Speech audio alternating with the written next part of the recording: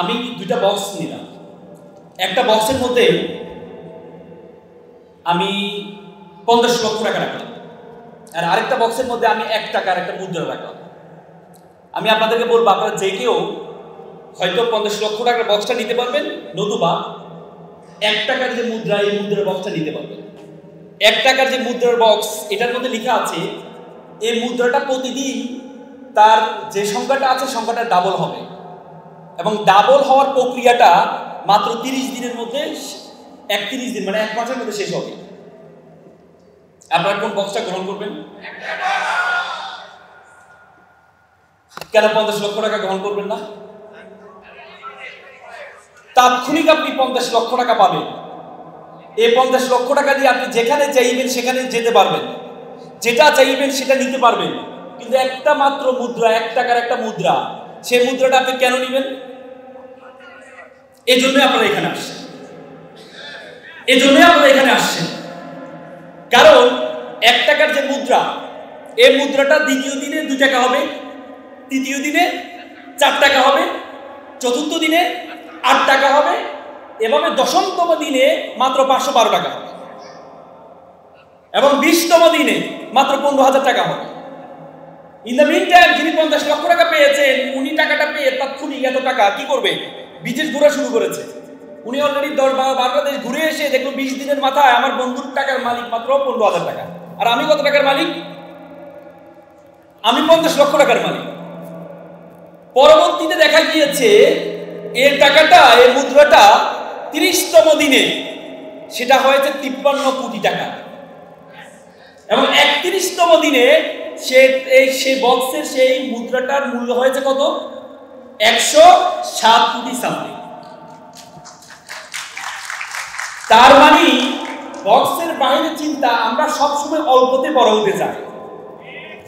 আমাদের যুব সমাজের মধ্যে সবচেয়ে ব্যাধি আকার ধারণ করেছে যে আমরা তাৎক্ষণিক বড় হতে চাই, আমরা তাৎক্ষণিক সামনে যে জিনিসটা আছে সেই জিনিসটা পেতে চাই। আজকে আমাদের যুব সমাজ জন্য অ্যালার্মিং যে আমরা, যেমন দেখেন আমাদের দেশে একটা অভ্যুত্থান হয়েছে না? এই যে যারা অভ্যুত্থানের নেতৃত্ব দিয়েছে তাদেরকে আমরা আশা করেছিলাম, যারা অভ্যুত্থানের নেতৃত্ব দেবে, বা আমরা অনেকে বলে এটা দ্বিতীয় স্বাধীনতা, যারা অভ্যুত্থানের নেতৃত্ব দেবে বা স্বাধীনতার নেতৃত্ব দেবে তারা পরবর্তীতে লিডিং পজিশনে থাকে। কিন্তু আমাদের ছাত্রদের নেতৃত্বে যে দলটি হয়েছে, দলটি কি এখন লিডিং পজিশনে আছে? কেন নেই? তার কারণ হচ্ছে আমাকে অল্পতেই পেতে হবে, আমাকে এখনই ক্ষমতা পেতে হবে, আমাকে এখনই কোটি কোটি টাকার মালিক হতে হবে। আমার সামনে যে কোটি কোটি টাকার অফার আছে সেই অফারটা আমাকে গ্রহণ করতে হবে। সে অফারটা গ্রহণ করতে হবে এই জন্য যে দূরদর্শিতা, যে আমাকে 31 দিন পরে, 3 বছর পরে, 4 বছর পরে আমার দলটাকে আমি কোথায় নিব সে চিন্তা নাই। তাদের কথা হচ্ছে আমাকে এখনই এমপি হতে হবে, আমাকে এখনই মন্ত্রী হতে হবে। তার মানে আমাদের যুব সমাজ জন্য অ্যালার্মিং হচ্ছে আমরা অল্পতে বক্সের বাইরে চিন্তা করতে পারি না। আমার সামনে 50 লক্ষ টাকার একটা বক্স আছে, তার মানে আমাকে এটা নিতে হবে। কিন্তু আমার সামনে মাত্র একটা মুদ্রা আছে, এই মুদ্রাটা 31 দিন পরে 107 কোটি টাকা হবে, সে চিন্তা আমরা করি না। সে চিন্তা আমাদের করতে হবে, যদি সে চিন্তা আমরা করতে পারি তাহলে থিঙ্ক আউটসাইড দ্য বক্স, এই যে আজকের যে প্রোগ্রাম, সেই প্রোগ্রামটা বাস্তবায়ন করা সম্ভব হবে। 2 বন্ধুকে অফার দেওয়া হয়েছে, 2 বন্ধু বড় লোক হতে চায়, তার স্বপ্ন বড় লোক হবে, তো 2 বড় লোক হতে হবে। তো গ্রামের মোড়ল তাকে অফার দিল যে আমাদের গ্রামে তো পানি নেই, পার্শ্ববর্তী একটা নদী আছে, তোমরা নদী থেকে বালতি করে পানি এনে দিবা, প্রতি বালতি করে তোমাকে 10 টাকা করে দেওয়া হবে।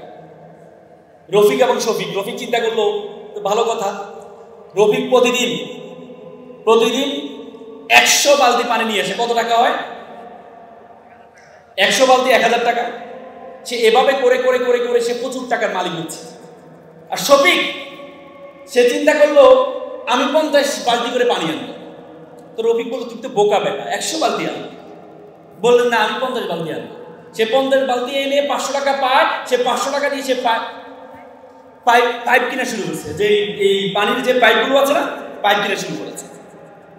সে আবার প্রতিদিন 500 টাকা করে পাইপ কিনে সে গ্রাম থেকে নদীর মাছ পর্যন্ত সেই কি পাইপটা টেনে নিয়ে আসে। পরবর্তীতে যখন তার প্রথম বন্ধু সে অনেক টাকার মালিক হলো, 2-3 লাখ টাকার মালিক হলো, তখন তার পকেটে 1 টাকাও নেই। কার? দ্বিতীয় বন্ধু, কারণ সে পাইপ টানা শুরু করেছে। পরবর্তী দেখায় 2 মাস পর্যন্ত সে পাইপ টেনেছে, টানার পরে তার টাকাটা যখন আসা শুরু হয়েছে, দেখা গেল প্রথম বন্ধু থেকে প্রায় 10 গুণ তার 2 দিনের মাথা টাকা বেড়ে গিয়েছে। তার মানে কি আপনাকে think outside the box, বক্সের বাইরে চিন্তা করবেন according to demand of situation। চায়নাতে একটা গাছ আছে, চায়নাতে একটা বাঁশ গাছ আছে, সেই বাঁশ গাছটা দেখা যায় 5 বছরে মাত্র এটা এতটুকু বাড়ে, 1 ফুট বাড়ে 5 বছরে। 6 বছরের মাথায় মাত্র 1 মাসে 93 ফুট হয় এই বাঁশটা। কত ফুট? কারণ আপনি যদি 5 বছর পর্যন্ত আপনি চিন্তা করেন যে কি করলাম, শুধু পানিয়ে দিচ্ছি, বাঁশ তো বড় হয় না। আমরা অল্পতে হাল ছেড়ে দিই না? অল্পতে হাল ছেড়ে দিই না? কিন্তু আপনি অল্পতে হাল ছেড়ে দিলে আপনি আপনার যে গন্তব্য, সে গন্তব্যতে পৌঁছাতে পারবেন। এটাকে বলে কম্পাউন্ডিং ইফেক্ট। শুনেছেন তো নাম আপনারা? চক্রবৃদ্ধি হারে বাড়া। এই চক্রবৃদ্ধি হারে আমাদেরকে বাড়াইতে হবে। আল্লাহ তাআলা কোরআনে বলেন, ফামাই ইয়ামাল মিসকালা জাররাতিন খাইরান ইয়ারা ওয়া মাই ইয়ামাল মিসকালা জাররাতিন শাররান ইয়ারা। জাররা পরিমাণ কাজ করতে হবে। জাররা, প্রত্যেকটা সংখ্যাকে আমাদেরকে এমফাসাইজ করতে হবে, প্রতিদিনকে এমফাসাইজ করতে হবে, প্রতিদিন আপনাকে কাজ করতে হবে। মাইকেল ফিলিপস নাম শুনেছেন? পৃথিবীর সবচেয়ে বড় সাঁতারু। তিনি এ পর্যন্ত যতগুলো গোল্ড মেডেল পেয়েছেন, পুরো এশিয়াতে এতগুলো গোল্ড মেডেল নেই। 28টা অলিম্পিকে 23টা গোল্ড মেডেল পেয়েছে। তাকে জিজ্ঞেস করা হলো আপনার সফলতার মূল রহস্য কি? উনি বলে আমি প্রতিদিন 3 ঘন্টা সাঁতার করি। সবাই তো অবাক, মাত্র 3 ঘন্টা? তিনি বলে প্রতিদিন। সবাই আবার বলে মাত্র 3 ঘন্টা? তিনি বলে প্রতিদিন। তিনি বলে আমি প্রতিদিন মানে প্রতিদিন। আমার আজকে আমি অসুস্থ, তারপরও আমি 3 ঘন্টা। আজকে আমাদের বড়দিন, তারপরও আমি 3 ঘন্টা। আজকে আমার বিয়ে হয়েছে, ওই জন্য আমি 3 ঘন্টা সাঁতার করেছি। তার মানে যেদিন আমি গোল্ড মেডেল পেয়েছি, তারপরের দিন গিয়েও আমি 3 ঘন্টা সাঁতার কেটেছি। তার মানে প্রতিদিন মাত্র 3 ঘন্টা করে পৃথিবীতে সবচেয়ে বেশি গোল্ড মেডেল অর্জন করেছে মাইকেল ফিলিপস। তার মানে কন্টিনিউটি। আপনি যদি যে কোনো একটি কাজ ধারাবাহিকভাবে যদি আপনি করতে পারেন, তাহলে আপনি সফল হবেন। পারবেন ইনশাআল্লাহ? পারবেন ইনশাআল্লাহ? ইনশাআল্লাহ। আমি প্রথমে আপনাদেরকে বলেছি, আমি 3 দিন আগে আফ্রিকা থেকে আসলাম। আফ্রিকা দেখার আমার খুব শখ ছিল। যে আফ্রিকা, আমরা সবসময় উগান্ডার কথা বলি, যে উগান্ডা মানে হচ্ছে আমার সাথে তুচ্ছ তাচ্ছিল্য করে আমরা উগান্ডা বলি, ঠিক না? আমার খুব শখ যে আমি আফ্রিকার দেশটা দেখি। তাহলে আল্লাহ রাসূল যখন বিপদে পড়েছিল, তখন আল্লাহ রাসূলকে আবিসিনিয়ার যে রাজা ছিলেন, সম্রাট ছিলেন, ওনাকে কি করেছে? সাহাবাদেরকে কি করেছে? আশ্রয় দিয়েছে। সেখানে তাকে রুয়ান্ডা, এটাকে বলে হিডেন প্যারাডাইস অফ আফ্রিকা, পৃথিবীর গুপ্ত জান্নাত বলা হয়। সে আফ্রিকার একটা অঞ্চল আছে, বলকান অঞ্চল, সেখানে একটা আগ্নেয়গিরি দেখতে পেলাম। সে আগ্নেয়গিরির আগুন দেখে আমি অবাক হচ্ছিলাম যে এত আগুনগুলো কোথায় থেকে আসে। তখন আমি একটা চিন্তা করলাম যে মাটি থেকে আগুন, মাটির নিচ থেকে আগুন কিভাবে আসে? আপনারা জানেন অনেকগুলো হাদিসে আসছে, আমরা দেখেন পৃথিবীর আমরা উপরে, অনেক উপরে গিয়েছি না? আমরা গ্রহ উপগ্রহ সব কিছু দেখেছি, হাজার কিলোমিটার গিয়েছি, কিন্তু আমরা পৃথিবীর মাটির নিচে কতটুকু যেতে পেরেছি? পৃথিবীর ব্যাসার্ধ কত বলুন তো? পৃথিবীর ব্যাসার্ধ কত? পৃথিবীর ব্যাসার্ধ হচ্ছে প্রায় 6300 কিলোমিটার। পৃথিবীর মানুষ এখনো পর্যন্ত মাত্র 12 কিলোমিটার পর্যন্ত নিচ পর্যন্ত যেতে পেরেছে। সেটা কে করেছে জানেন? 1970 সালে সোভিয়েত ইউনিয়ন।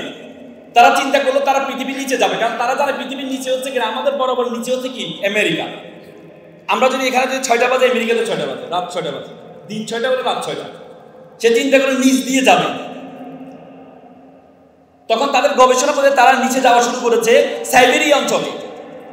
নিচে গিয়ে তারা 12 কিলোমিটার পর্যন্ত গিয়ে দেখে সেখানে যে গরম সেটা প্রায় 2000 সেলসিয়াস গরম। লোহা গলে যাচ্ছে সেখানে, কারণ 1500-তে গেলে লোহা গলে যায়। আপনি দেখেন সূর্য আমাদেরকে গরম দেয়, আমরা 40, 50, 60 সেলসিয়াস গরম পাই আমরা, সূর্য আমাদের গরম দেয়, কিন্তু মাটির নিচে কিভাবে গরম হয়? পরবর্তীতে আর যেতে পারে নাই। সেই গবেষণা প্রতিষ্ঠানের প্রধান ছিলেন ডক্টর এসবক। তিনি বলেন, আমি যখন যেতে পারছি না তখন আমি একটা মাইক্রোফোন পাঠিয়েছিলাম সাউন্ড নেওয়ার জন্য, ভিতরে কি সাউন্ড হয়। বিলিভ অর নট, তিনি একজন খ্রিস্টান। তিনি বলেছেন আমি নিচে গিয়ে একটা সাউন্ড পেয়েছি, সেটা হচ্ছে মানুষের কান্নার আওয়াজ পেয়েছি। তিনি আবার বলেন, তিনি ভাবলেন এটা একটা ইকুইপমেন্ট বা আমি যে ইকুইপমেন্ট পাঠিয়েছি সেটার কোনো আওয়াজ হতে পারে। তিনি আবার পাঠালেন, পরে দেখলেন এটা কোনো 1-2 মানুষের আওয়াজ না, এটা হচ্ছে হাজার হাজার মানুষের কান্নার আওয়াজ। এবং সে আওয়াজগুলো বেশিরভাগ আওয়াজ হচ্ছে মহিলাদের আওয়াজ। তখন তিনি স্টপ করে দিলেন। তিনি বললেন, I am a communist, I don't believe heaven and Bible, but I believe in hell. আমি জাহান্নামকে বিশ্বাস করি। আল্লাহ রাসূল বলেছেন বেশিরভাগ মহিলা জাহান্নামী হবে, বলেছে কিনা? এবং আমরা জান্নাতের ইল্লিন আর সিজ্জিন, ইল্লিন হচ্ছে যেখানে আমরা মৃত্যুবরণ করার পরে আমাদের বডিটাকে, আমাদের রূহটাকে ইল্লিনে নেওয়া হয়। ইল্লিন বলতে হচ্ছে আল্লাহ তাআলার যে আরশের নিচে রাখা হয় সিদরাতুল মুনতাহার পরে। আর সিজ্জিন বলা হয়, সিজ্জিন হচ্ছে জাহান্নামের টুকরা, যেটা হচ্ছে জাহান্নামের সর্বশেষ জায়গাটা সিজ্জিন। আব্দুল্লাহ ইবনে আব্বাস আল্লাহ রাসূলের চাচাতো ভাই ছিলেন। আল্লাহ রাসূলের চাচাতো ভাই আব্দুল্লাহ ইবনে আব্বাস বলেছেন সিজ্জিন হচ্ছে পৃথিবীর সর্বশেষে অবস্থিত, মানে পৃথিবীর নিচে অবস্থিত সিজ্জিন। তার মানে জাহান্নাম হচ্ছে পৃথিবীর নিচে অবস্থিত। আপনি চিন্তা করতে পারেন যে হাদিস এবং সূরা নূহতে বলা আছে যে আমি ফেরাউনকে আমি সাগরে ডুবিয়েছি, নদীতে আমি পানিতে ডুবিয়েছি, ডুবানোর পরে তাকে আমি জাহান্নামে নিক্ষেপ করেছি। তার মানে নিচে গিয়েছে, নিচে থেকে জাহান্নামে কিভাবে যায়? তার মানে আমাদের পৃথিবীর নিচে যে আগুন আছে সে আগুনের সেলসিয়াস বিজ্ঞানীরা বলেছেন 6000 সেলসিয়াস গরম। তার মানে ডক্টর এসবক যে সাউন্ডটা পেয়েছেন সেই সাউন্ডটা কিসের সাউন্ড? জাহান্নামের সাউন্ড। বিশ্বাস করেন, আমি যখন এই থিসিসটা পড়লাম, বিশ্বাস করেন আমি আমার চোখের পানি ধরে রাখতে পারি না যে আমরা পৃথিবীর এত জায়গায় গিয়েছি, আমরা উপরে আকাশ আসমান এত জায়গায় গিয়েছি, কিন্তু আমরা পৃথিবীর নিচ পর্যন্ত এখন যেতে পারি নাই। মাত্র 1%, পৃথিবীর ব্যাসার্ধের মাত্র 1% থেকে কম আমরা নিচে যেতে পারি, তার নিচে যেতে পারি নাই। তার মানে আল্লাহ তাআলা যে আমাদের জন্য জাহান্নাম রেডি করেছেন, আমাদের জন্য জাহান্নাম প্রস্তুত করেছেন, সেটার প্রিপারেশন আমাদেরকে নিতে হবে, সেটার প্রিপারেশন আপনাদেরকে নিতে হবে। এজন্য আপনাদেরকে এখানে বলেছেন আল্লাহ তাআলা আল্লাহ রাসূলকে প্রথম যে উপদেশটা দিয়েছেন সেটা হচ্ছে ইকরা, পড়ো। আপনি যদি জানেন, আপনি যদি পড়েন, এবং হিন্দু ধর্মের যে বেদ, ঋগ্বেদ, যজুর্বেদ, অথর্ববেদ, সামবেদ, পুরাতন সবচেয়ে পুরান সে বেদ শব্দটা হচ্ছে জ্ঞান। আপনি যত বেশি জ্ঞান অর্জন করতে যাবেন, যত বেশি পড়তে যাবেন, আল্লাহর সৃষ্টি সবকিছু সম্বন্ধে আপনার সবচেয়ে বেশি ধারণা তৈরি হবে। এই জন্য আপনারা যারা এখানে আসছেন, আপনারা অনেক বড় কিছু হবেন, তার আগে প্রথমে নিজের সম্বন্ধে জানতে হবে। আপনি কে? Who are you? Where you going to go? Socrates বলেছেন নো দাই সেলফ, নিজেকে জানো। আল্লাহ কোরআনে বলেছেন ওয়াফি আনফুসিকুম, তুমি তোমাকে জানো। উপমহাদেশের সেরা কবি ফরিদউদ্দিন বলেছেন উনসু মাতলু বেজা হাত দরগাহা হার তুরিগো বাজে গো খুদ নেশা। পৃথিবী যাকে খুঁজে বেড়াচ্ছে তুমি সেই ব্যক্তি, তুমি তোমাকে খুঁজে বের করো। আপনি আপনাকে খুঁজে বের করেন, আপনি কে? আমরা নিজের অল্পতে হতাশ হয়ে যাই, নিজের জীবন দেখে লাভ নেই, এই জীবন দেখে লাভ নেই, আমরা হতাশ হয়ে যাই। কিন্তু আল্লাহ তাআলা আপনাকে অনর্থক সৃষ্টি করেন নাই। আল্লাহ কোরআনে বলেছে ওয়ামা খালাকনাস সামা ওয়ামা বাইনাহুমা বাতিলান, আমি আসমান এবং জমিনে যা কিছু সৃষ্টি করেছি আমি কোনো কিছু অনর্থক সৃষ্টি করিনি। আপনাকে আমাকে আল্লাহ তাআলা অনর্থক সৃষ্টি করেননি। আপনারা জানেন একটা ইলিশ মাছ 10 থেকে 15 লক্ষ ডিম দিয়ে থাকে। প্রত্যেকটা ডিম ইলিশে পরিণত হয় বলে মানুষের চেয়ে ইলিশের সংখ্যা বেশি। আর বিজ্ঞান বলে আমরা আমাদের বাবার যে শুক্রাণু বলে যে 40 কোটি শুক্রাণু ছিল, আমাদের মায়ের যে ডিম্বাণু সে ডিম্বাণুতে গিয়ে 40 কোটি শুক্রাণু একসাথে কম্পিটিশন অংশগ্রহণ করেছে। অংশগ্রহণ করে একটি মাত্র শুক্রাণু মায়ের ডিম্বাণুতে গিয়ে আমি আপনি জন্মগ্রহণ করেছি, সেটা হচ্ছে আমি আপনি। এরপরে আপনি বলেন আপনি বিজেতা না, এরপরে আপনি বলেন আপনার দ্বারা কিছুই হবে না। In the very beginning stage of your life you are the winner. আপনি বিজেতা ছিলেন। আপনি 40 কোটির সাথে প্রতিযোগিতা অংশগ্রহণ করে আপনি বিজেতা হয়েছিলেন। এজন্য আল্লাহ বলেছেন কুনতুম খায়রা উম্মাহ, you are the best nation, you are the noblest nation. এই বিশ্ব জগতে যা কিছু আছে আমি সবকিছু তোমার জন্য সৃষ্টি করেছি। আল্লাহ বলেন হুয়াল্লাযী খালাকালাকুম মা ফিল আরদি জামিআ, আমি আসমান আর জমিনে যা কিছু আছে সবকিছু আমি তোমার জন্য সৃষ্টি করেছি। আর তোমাকে আমি সৃষ্টি করেছি ওয়ামা খালাকতুল জিন্না ওয়াল ইনসা ইল্লা লিয়াবুদুন, আর তোমাকে আমি সৃষ্টি করেছি শুধুমাত্র আমার ইবাদত করো। Each and everything created for you, আর you are created only for worship of Almighty. এরপরে মানে আপনি আপনার দ্বারা কিছুই হবে না। একটা ছেলে ব্যবসায় লস খেয়েছে, জীবন রেখে লাভ নাই, আত্মহত্যা করবে। ব্রিজ থেকে দিল লাভ দেওয়ার পরে মারা যাবে, এই জীবন রেখে লাভ নেই। নিচে দিয়ে একটা নৌকা যাচ্ছিল, নৌকা মাঝি তাকে দেখে বলছে ভাই তুই তো মারা যাবি, আমি খুব একটা বিপদে আছি, তুই আমার একটা উপকার করে মারা যা। সে বলছে ঠিক আছে, যেহেতু মারাই যাবো ঠিক আছে, তোমার উপকার করে মারা কি করতে হবে বলছে তুই আমাকে আধা ঘন্টা সময় দিবি শুধু। ঠিক আছে, একটা রুমের মধ্যে নিয়ে যাওয়া হয়, নিয়ে তাকে পিছনে বসানো হয়, সে সামনে বসে। সে বলে এটা, তো সে বলে 2 কোটি, একটু বলে 4 কোটি, একটু বলে 10 কোটি, একটু বলে 20 কোটি। সে তো অবাক, কি রে ভাই এ হঠাৎ 2 কোটি 4 কোটি 10 কোটি 20 কোটি কেন বলে? আমি ওনাকে বলেছিলাম এই 2টা চোখ বিক্রি করবো 2 কোটি।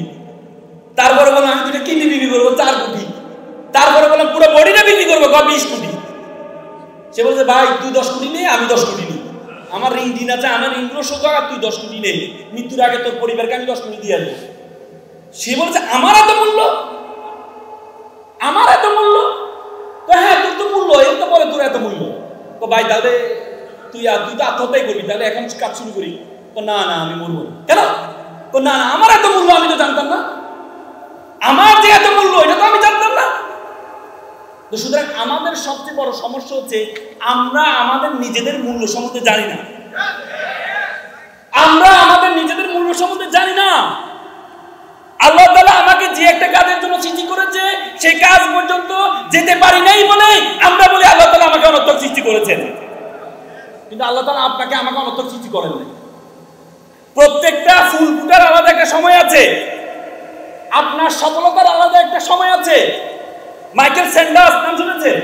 কেএফসির প্রতিষ্ঠাতা, 70 বছর পর্যন্ত ব্যর্থ হয়েছে। 80 বছরে গিয়ে কেএফসি প্রতিষ্ঠা করে এখন পৃথিবীর প্রায় 200টা এয়ারপোর্টে তার কি আছে, ফ্র্যাঞ্চাইজি আছে। কত বছর বয়সে? 80 বছর বয়সে। বারাক ওবামা 45 বছর বয়সে প্রেসিডেন্ট হয়েছেন। ট্রাম্প যদি চিন্তা করতো বাচ্চা পোলা 45 বছর বয়সে কি হয়েছে, প্রেসিডেন্ট হয়েছে, আর আমার জীবন রাখি লাভ নাই। কিন্তু আল্লাহ তাআলা প্রত্যেকের জন্য আলাদা একটা সময় রেখেছে, আপনার জন্য আলাদা একটা সময় রেখেছে। সেই সময় পর্যন্ত আপনি যেতে পারেন নাই বলেই আপনি মনে করেন আল্লাহ তাআলা আপনাকে অনর্থক সৃষ্টি করেছে। সফলতার জন্য আমি কয়েকটা পয়েন্ট বলে কথা শেষ করব। আমাদের একটা প্রতিষ্ঠান আছে, professional public speakers forum, PPSF। এটার সেক্রেটারি হচ্ছে আমাদের শান্ত ভাই, সভাপতি হেমি ভাই হচ্ছে একটু পরে আসবেন। PPSF এর যে বর্ণগুলো আছে আমি এক একটা গুণের কথা বলবো আপনাদেরকে। P for patient. Harvard university এটা গবেষণা করেছে, 1500 জন নিয়ে এটা গবেষণা করেছে। 1500 জনকে জিজ্ঞেস করেছে তুমি কি টাকার জন্য চাকরি করো নাকি ভালো লাগে এই জন্য চাকরি করো? 1500 মধ্যে 1300 জন বলেছে আমি চাকরি করি টাকার জন্য, আর 200 জন বলেছে আমার ভালো লাগে এই জন্য আমি চাকরি করি। পরবর্তী 20 বছর পর তারা সফলতার পার্থক্য দেখেছে। দেখেছে যে ব্যক্তি বলেছে যে আমি কিসের জন্য চাকরি করি, ভালো লাগার জন্য চাকরি করি, তারা এক একটা কোম্পানির এমডি সিইও হয়েছে। আর যারা বলেছে টাকার জন্য চাকরি করি, তাদের অবস্থা কি হয়েছে? কি হয়েছে? তারা হচ্ছে যে অবস্থায় আছে এই অবস্থায় পড়ে আছে। তার মানে যে কাজটা প্যাশনেট, আপনার ভালো লাগে সে কাজটা আপনি করবেন, যে কাজটা আপনার করতে ভালো লাগে সে কাজটা করবেন। আপনার যদি আপনার কাজটা করতে ভালো না লাগে তাহলে আপনি কখনো সফল হবেন না। কি anything wrong? Anything wrong? Excited হয়ে গেছে না? যে কাজটা আপনার করতে ভালো লাগে, মনে রাখবেন আল্লাহ তাআলা প্রত্যেককে কিছু উইকনেস দিয়েছে, আবার কিছু ইউনিকনেস দিয়েছে। উইকনেস এবং ইউনিকনেস প্রত্যেক। আপনার মিস্টার বিনের নাম শুনেছেন না? মিস্টার বিন, সে মুখে জড়তা ছিল, হার্ভার্ড ইউনিভার্সিটির ছাত্র ছিল, তার খুব স্বপ্ন সে থিয়েটার করবে। পরে তাকে থিয়েটারে ভর্তি করানো হয়। থিয়েটারে ভর্তি করানোর পরে তাকে ডায়লগ দিতে বলে, সে ডায়লগ দিতে পারে। বলে তোমাকে ডায়লগ দিতে বলো, তুমি ডায়লগ দিতে তুমি কি থিয়েটার করবে? পরে তাকে থিয়েটার থেকে বের করবে।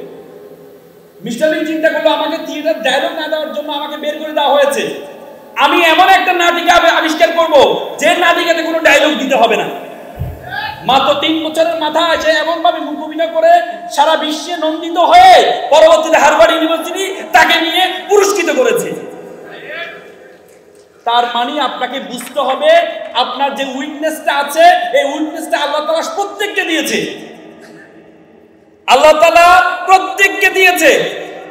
আল্লাহ তাআলা বলেছেন লাকাদ খালাকনাল ইনসানা ফিল কাবাদ, আমি মানুষকে কি রেখেছি? দুঃখ কষ্ট থেকে সৃষ্টি করেছি। আমরা যে দুনিয়াতে আসি কিসের জন্য আসি বলুন তো? উপহার স্বরূপ। দুনিয়াতে কেন আসি? দুনিয়াতে কেন আসি জানেন? আর আমাদের প্রথম পিতা অপরাধ করছেন, ভুল করেছেন, একটা ভুলের কারণে শাস্তি স্বরূপ দুনিয়াতে পাঠানো হয়েছে। তার মানে আপনি আসছেন শাস্তি স্বরূপ দুনিয়াতে, এরপরে আপনি মনে করেন যে আপনার মধ্যে কোনো দুঃখ কষ্ট থাকবে না, আপনার মধ্যে সব আনন্দ থাকবে, সব আনন্দ থাকবে। আপনার মধ্যে দুঃখ কষ্ট, কাউকে আল্লাহ সুন্দর বানিয়েছেন কিন্তু তাকে এমন একটা গুণ দিয়েছেন। একবার একটা ছেলে প্লে বয়, সে চিন্তা করে সবসময় তার পিছনে সুন্দরী মেয়েরা ঘুরে, যেহেতু সুন্দরী মেয়েরা ঘুরে, এখন বয়স পার হয়ে যাচ্ছে, বিয়ে শাদীতে করতে হবে। প্রেম করতে ভালো কথা, কিন্তু বিয়ে শাদীতে করতে হবে। তো পড়াশোনা করে না, টাকা পয়সা করে না, তো বন্ধুকে বলে বন্ধু পড়াশোনা করি নাই, টাকা পয়সা নাই, বিয়ে করলে তো টাকা পয়সা লাগবে। এক বন্ধু একটা কুবুদ্ধি ছিল, সে বলে বন্ধু এক কাজ করে, একটা শিক্ষিত মেয়ে, চাকরিজীবী মেয়েকে বিয়ে কর, তাহলে তো টাকা পয়সা লাগবে না। সে একটা ভালো কথা। তো সে পরে চিন্তা করে খুঁজলো, পরে একটা মেয়ে পেল। তো বন্ধুদেরকে বললো বন্ধু চলো একটা মেয়ে দেখতে যাবো। মেয়ে তো কেমন মেয়ে? চল। বন্ধুরা তো ভাবছে সবসময় তার ভিতরে সুন্দরী মেয়েরা ঘুরে, এমন এক সুন্দরী মেয়েকে পেয়েছে, বিশ্ব সুন্দরী দেখার দরকার, সবাই খুব এক্সাইটেড। গিয়ে দেখেছে মেয়েটা কালো। তো বন্ধু মেয়ে তো কালো, যা বেটা, নদীর জল গোলা ভালো, জাতের মেয়ে কালো। একটু পরে বন্ধু মেয়ে তো টেরা, যা বেটা, এটা লক্ষ্মী টেরা। মানে তার যতগুলো উইকনেস আছে প্রত্যেকটা উইকনেস ইউনিকনেসে পরিণত হয়েছে। কেন? তার যোগ্যতার কারণে। তো সুতরাং আপনি যদি যোগ্য হন, আমরা সবসময় সিংহাসন চাই, আমরা সবসময় সিংহাসন চাই। আপনি সিংহ হন, যেখানে বসবেন সেটাই সিংহাসন হয়ে যাবে। মনে রাখবেন, পুরুষ মানুষ মুখের মধ্যে মেকআপ লাগালে পুরুষ মানুষের পুরুষত্ব হয় না। পুরুষ মানুষের সবচেয়ে বড় সৌন্দর্য হচ্ছে টাকা। লাগবে, আপনার লাগবে। আমাদেরকে বলা হতো যে আগে, মানে আমাদের আলেম সমাজরা বলতো যে টাকা টাকা করো না, দুনিয়া দুনিয়া করো না বলতো। অত আল্লাহ রাসূল কি বলছে? আল্লাহ রাসূল বলেছেন কাযাল ফাকু ইয়াকুনাল কুফরা। আল্লাহ রাসূল বলেছেন দারিদ্রতা মানুষকে কাফেরের দিকে ধাবিত করে। আর আমরা বলি টাকা টাকা করো না। আলী রাদিয়াল্লাহু বলেছেন দরিদ্রতা যদি কোনো ব্যক্তির নাম হইতো তাহলে আমি তারে খুন করতাম, তার কারণে মানুষ কষ্ট পায়, এই জন্য টাকা লাগবে। আজকে একসময় আরবরা আমাদের যে সাতগাঁও চট্টগ্রামে আসতো, সিন্দাবাদ দেখেছি না আমরা, ব্যবসার জন্য আসতো, এসে ইসলামের দাওয়াত দিত। আগে আমরা পৃথিবীর বড় বড় পণ্যগুলো আমরা তৈরি করতাম, আর এখন আমরা কনজিউমার জাতিতে পরিণত হয়েছি। এখন ওরা তৈরি করে, ইহুদিরা তৈরি করে, আর আমরা ব্যবহার করি, আবার করি বয়কট, পেপসি খাবো না, বয়কট, এই বয়কট দিয়ে তাদের কিচ্ছু হবে না। আপনাকে পেপসি তৈরি করতে হবে, আফগানিস্তান তৈরি করে দেখিয়েছে। আপনি শুধুমাত্র বয়কট দিয়ে কাজ হবে না, এই দুনিয়া এখন বয়কটের যুগ না। আপনাকে টাকা, তবে সৎ উপায়, টাকার পিছনে যেতে গিয়ে এমন উপায়ে আলেকজান্ডার গ্রেটের নাম শুনেছেন না? আলেকজান্ডার গ্রেট পুরো পৃথিবী জয় করেছে টাকা স্বর্ণ মুদ্রার জন্য। ভারতীয় উপমহাদেশ পর্যন্ত আসছিল স্বর্ণ মুদ্রা অর্জন করে। যাওয়ার পথে উনি মৃত্যুতে ঢলে পড়েন। যাওয়ার আগে তার সহকারীকে বলেছেন যে আমি মৃত্যুর পর তোমরা 3টা কাজ করবা। কয়টা কাজ? 3টা কাজ। প্রথম কাজ হচ্ছে আমি যে সম্পদ উপার্জন করেছি এই সম্পদগুলো মাটিতে বিছিয়ে দিবা। আবার আমার যে খাটিয়ার মধ্যে আমাকে শোয়াইবে আমার 2টা হাত মেলে দিবা। আর আমার খাটিয়াটা বহন করাইবে আমার যারা চিকিৎসক ছিল, প্রাইভেট চিকিৎসক ছিল, তারা আমার খাটিয়া বহন করবে। বলছে ওস্তাদ আপনি এই পরামর্শ কেন দিলেন? এই জন্য আমি পরামর্শ দিই যে আমি সারা পৃথিবী ধরে যে সম্পদ উপার্জন করেছি এই সম্পদ মাটির চেয়ে কোনো গুরুত্ব নেই মৃত্যুর পরে। আমি ডাক্তাররা আমার খাটিয়ে দেয় এই জন্য গ্রহণ করবে। যদি তোমার মৃত্যু আসে পুরো পৃথিবীর কেউ নেই, তোমার মৃত্যুকে ঠেকানোর জন্য কেউ পৃথিবীর নেই। এই জন্য ডাক্তাররা আমার খাটিয়ে বহন করবে। আর আমার খালি হাতটা এই জন্য পুরো বিশ্ব জানুক যে আমি মৃত্যুর পরে এত টাকা ইনকাম করে, এত কোটি কোটি টাকা ইনকাম করে মৃত্যুর পরে আমি খালি হাতে যাচ্ছি। তার মানে আপনি টাকা ইনকাম করবেন, কিন্তু সামাজিক পর্যায়ে এটাকে বিলিয়ে দিতে হবে মানুষের জন্য। আল্লাহ কোরআন বলছে উখরিজাতুল লিন্নাস, তোমাকে আমি সৃষ্টি করেছি মানুষের কল্যাণ করার জন্য, নিজের কল্যাণের জন্য নয়। আনিসুর রহমান না দেনসুর রহমান হইতে হবে তোমাকে। তুমি মানুষের জন্য বিলিয়ে দিবা, নিবা না, বিলিয়ে দিবা। আপনি যখন বিলিয়ে দিতে পারবেন তখন আপনি সফল হইতে পারবেন। সফলতার সবচেয়ে বড় সংজ্ঞা, আপনি যদি ব্যর্থ হন পুরো পৃথিবীর সাথে আপনাকে অ্যাডজাস্ট করতে হবে, আর আপনি যদি সফল হন পুরো পৃথিবী আপনার সাথে অ্যাডজাস্ট করবে। আমি একটা এক্সাম্পল দিই। একবার একটা এলাকায় তারা চিন্তা করলো একটা মন্দির বানাবে। তো মন্দিরের জন্য কি লাগে? পাথর লাগে। তো তারা চিন্তা করলো একটা পাথর লাগবে। তো তারা পাহাড়ে শুনছে একটা সুন্দর পাথর আছে, সাদা পাথর, অনেক বড় পাথর। পাথর সাহেবের কাছে, পাথর সাহেব আপনাকে আমরা একটু নিবো। বললে আমাকে নিয়ে কি করবা? বলছে আপনাকে নিয়ে একটু কাটবো, গড়বো, মাজবো, মূর্তি বানাবো, এরপরে মন্দিরে রাখবো, সবাই এসে আপনাকে সেলুট করবে। তো মানলাম সেলুট করবে, কিন্তু কাটা ঘষা এটা না করলে হয় না। না কাটলে, না ঘষলে, না মাজলে আপনাকে তো মূর্তি বানানো যাবে, আর মূর্তি না বানালে কেউ তো আপনাকে সম্মান করবে না। বলে যে না না এটা করা যাবে না, 6 মাস কষ্ট করতে পারবো। পাশে একটা কালো পাথর, অবহেলিত পাথর। বলে স্যার আমাকে নিয়ে যান। তোমাকে নিব? বল স্যার আমাকে কাটেন, ঘষেন, মাজেন, কোনো সমস্যা নেই। কি বলো? তো স্যার হ্যাঁ আমাকে নিয়ে যান। পর তাকে নিয়ে কেটে ঘষে মেজে 6 মাস কষ্ট করে তাকে মূর্তি বানায় মন্দিরে রাখে। সবাই এসে তাকে সেলুট করে, সবাই এসে তাকে সালাম করে, সবাই এসে তাকে সেলুট করে, সবাই এসে তাকে সালাম করে। এরপরে তারা চিন্তা করলো সবাই এসে নারিকেলে পানি ঢালে। নারিকেলে পানি ঢালার জন্য বিশাল একটা লাইন, নারিকেল মানে মন্দিরে নারিকেল ফাটাবে। তো তারা চিন্তা করে এই লাইনে প্রত্যেকে যদি নারিকেল ভাঙে তাহলে তো দেয়াল ভেঙে যাবে। তো তারা চিন্তা করে এক কাজ করে একটা পাথর নিয়ে ওই সাদা পাথরকে একটা অফার দিই। সাদা পাথর সাহেব আপনার একটা কাজ পেয়েছি। কি কাজ? কাটা নাই, গছা নাই, মাজা নাই, কি করতে হবে? বলছে আপনাকে মন্দিরের মুখে রাখবো, সবাই এসে নারিকেল ভাঙবে। এটা তো ভালো কাজ, কষ্ট নাই, না কোনো কষ্ট নেই। পরবর্তী দেখা গেল মন্দিরের মুখে রাখছে, সবাই এসে জুতোর পিতে করে জুতা লাগায় আর নারিকেল ভাঙে, আর পানিটা নিয়ে কালো মূর্তির উপর ঢালে। সে বলছে কি এটা? তার সাথে কেউ সেলফি তুলতো না, তাকে কেউ পাত্তা দিত না, সবসময় তার উপর জুতো রাখতো। আর আজকে প্রত্যেকে এসে তাকে সেলুট করে, সালাম করে, আর আমাকে এসে আস্তে আস্তে লাথি মারে। তখন কালো মূর্তি বললো স্যার আপনি তো আজকে আমার সম্মান দেখতে পাচ্ছেন, কিন্তু আমাকে যখন কাটা হয়েছে, আমাকে যখন ঘষা হয়েছে, আমি সহ্য করেছি বলেই আজকে মানুষ আমাকে সেলুট করছে। আপনি মনে করেন আপনি কষ্ট করবেন না, এমনি মানুষ আপনাকে সেলুট করবে, এমনি আপনাকে সেলুট করবে। আমরা সবসময় বলি তকদিরে যেটা আছে এটা, তকদিরে যেটা আছে সেটা।